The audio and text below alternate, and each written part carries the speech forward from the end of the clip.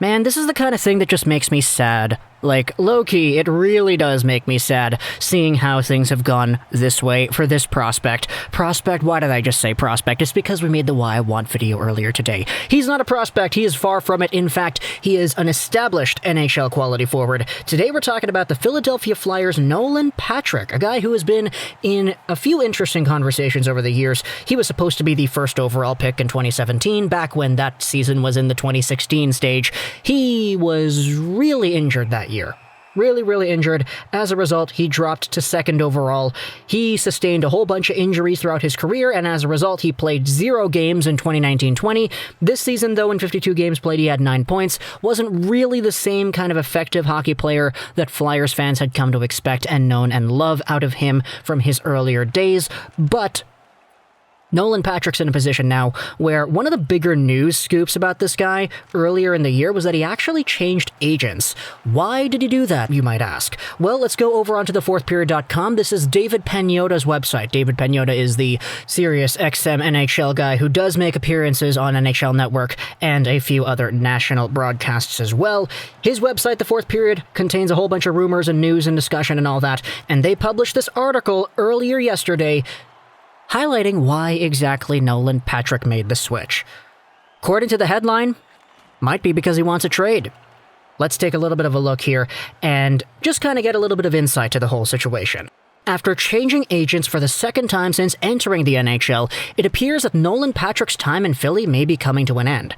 Flyers insider Anthony Sanfilippo of Crossing Board reported last week on the Snow the Goalie podcast that the belief is that Nolan Patrick wants out of Philly. The reason Patrick switched agents again is because he's going to request a trade. Patrick does not want to be here anymore. He doesn't like the criticism that he's facing. He doesn't like the spotlight that's on him. He doesn't like the coach at all. I don't think Nolan Patrick wants to be here. And so now you take a look at it, Nolan Patrick is a 22-year-old, supposedly two-way, offensively leaning center who could play big minutes and do all this. His scouting report from 2017, this is what it says, a highly skilled all-round player. He has few, if any, holes in his game, and he stands out in many aspects. Hockey sense, competitiveness, top-notch, and all that stuff. Well, this year, it says right here in the article, man, he was bouncing all over the lineup. Didn't get any consistency. He was playing as a third-line center to the second-line right wing. The coaches tried to find him a niche, and it never really worked. In fact, this isn't the first time we're even hearing about Nolan Patrick being considered towards not having a future in Philadelphia. It says right here in the article that back at the trade deadline, Sanfilippo, the same guy who reported this, he said that apparently there was a trade in place between the Vegas Golden Knights and Nolan Patrick that eventually did not get done. Furthermore, the fact that he is an RFA this summer makes things a lot more interesting because, I mean, you could go the offer sheet route. That is a possibility. It's just really interesting when you have a trade rumor with a guy who is an RFA to be, and the idea of an offer sheet is even considered. If you're a team that's offer sheeting Nolan Patrick, if that's even possible, I'm not really too sure, personally speaking, do you even try to offer sheet this guy? Do you just say, okay, well, we want to get this player, but it's obvious that he wants out.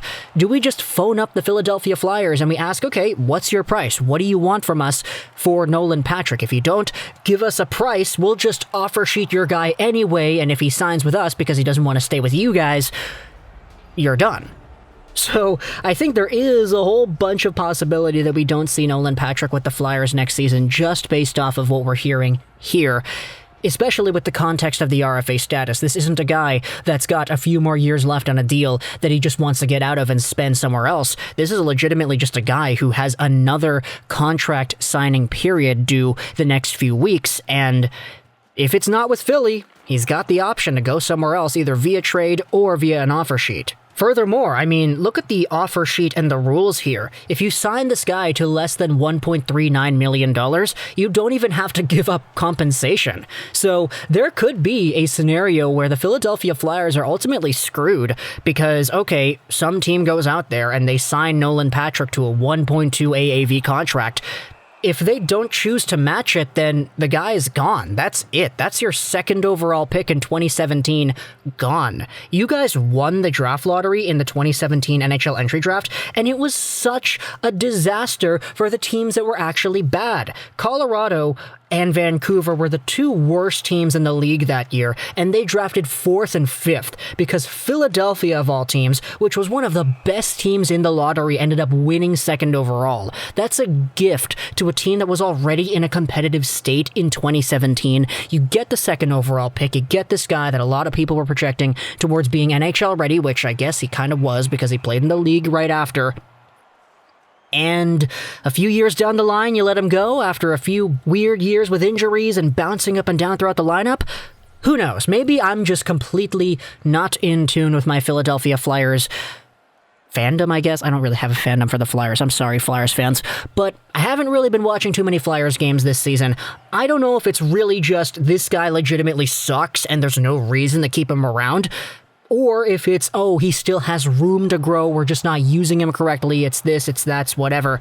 I don't know. So if there are any Flyers fans here watching this video, which I'm pretty sure there would be because we've got a really good support base for the Flyers on this YouTube channel before in previous videos talking about like Morgan Frost and Farabee and all that, what's going on with Patrick? Is this surprising to you?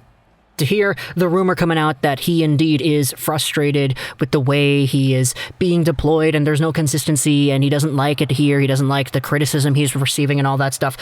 How surprising is that? I personally, not really too educated on the matter, but just from my own perspective, it's like, okay, well, you're an NHL athlete.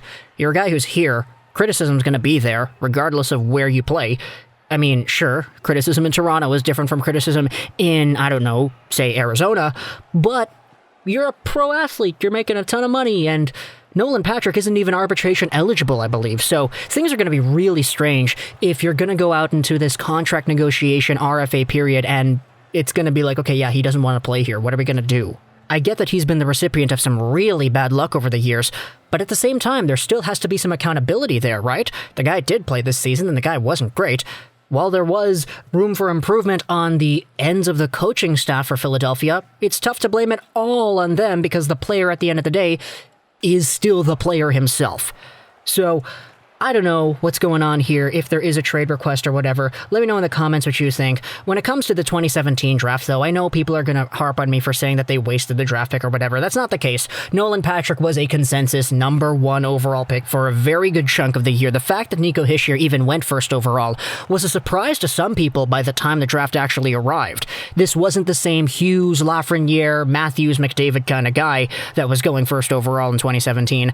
And sure, any of the picks after Nolan Patrick would have been fantastic. Pedersen, Makar, Heiskanen. You have Nick Suzuki a little bit later on. Martin Netchush before him. Any of these guys could have been great, but, you know, at 2nd overall, it's tough to stray away from the idea of Nolan Patrick and what he could have been. It's just, you know, he's 22 years old. He's spent 5 years developing.